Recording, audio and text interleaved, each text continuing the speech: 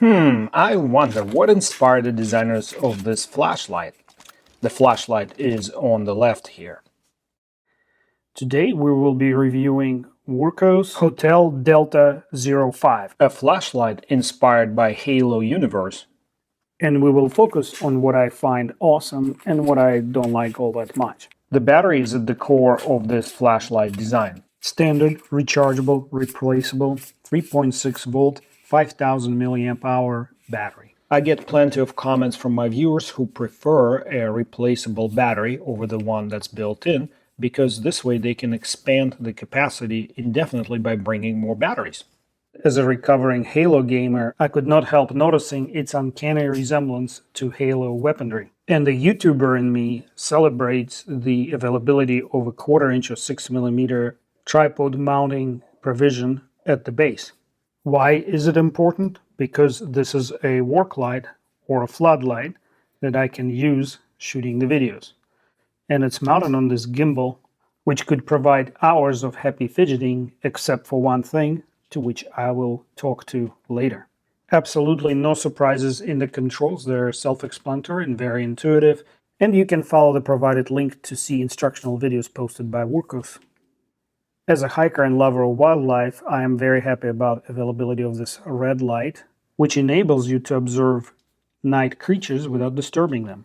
And as a frequent traveler and do-it-yourselfer, I celebrate the availability of this gimbaled adjustable brightness work light.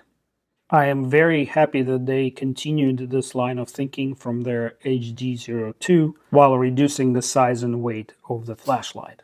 Not to mention multiple ways in which I can attach it to items, set it up, stand it up, and go to town fidgeting and playing with my tools. And in this use case, unlike backpacking or hiking, its oversized nature is actually helpful in setting up the workspace any way you want.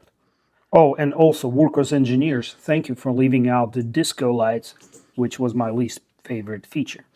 Speaking of my tools, let's set it up and show you what else I have with me.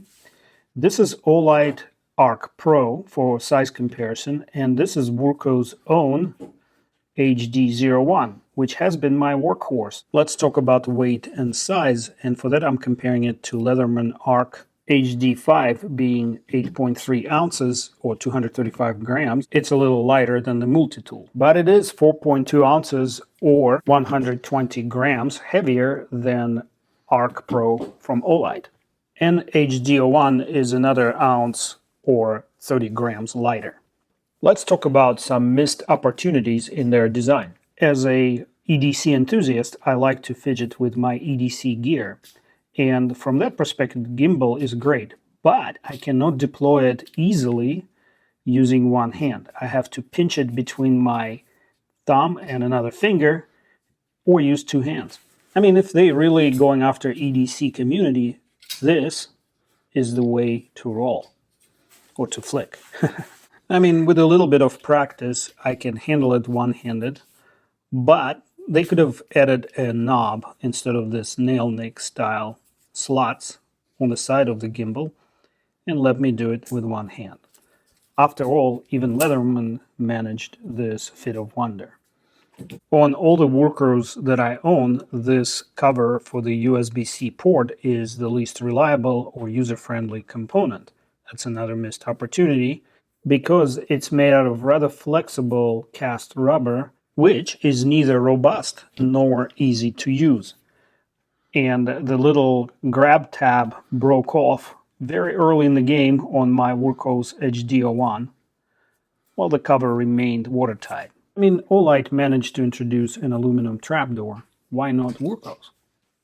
Another factor to consider is gloved hand. A lot of mechanics wear gloves when they work, and I'm very appreciative when a company introduces a tool that can be used with a gloved hand. And from that perspective, there's no difference between how Wurkkos HD05 runs, whether you're wearing a glove or not. The feeling, the tactile indication is the same.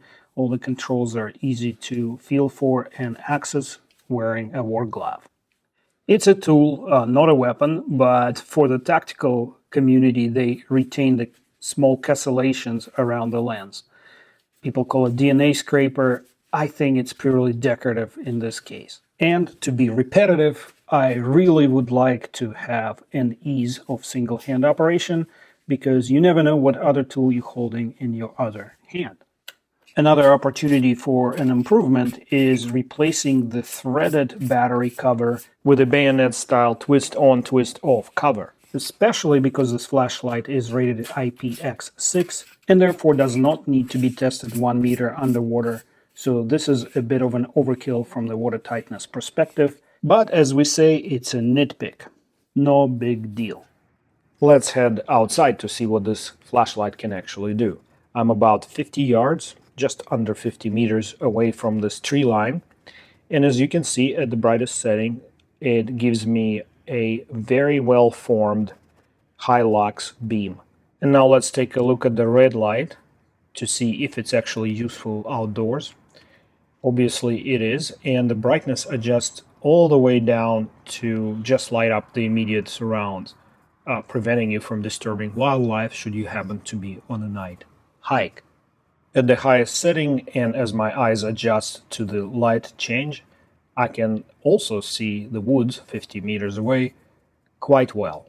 Finally, my mole ninja friends, it's strobes, allowing you to fight off any alien space invaders, whichever way your mind imagines.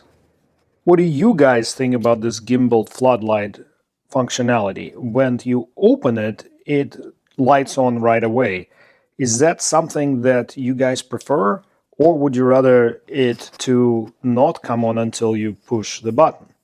Because there are some other uses for it, as you can see here. And I would also like to know if anyone ever uses these 10-inch charging cables or lanyards that come with just about every flashlight under the sun.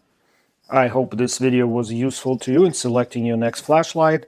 Don't forget to hit like and subscribe if you're not a subscriber yet. More to come.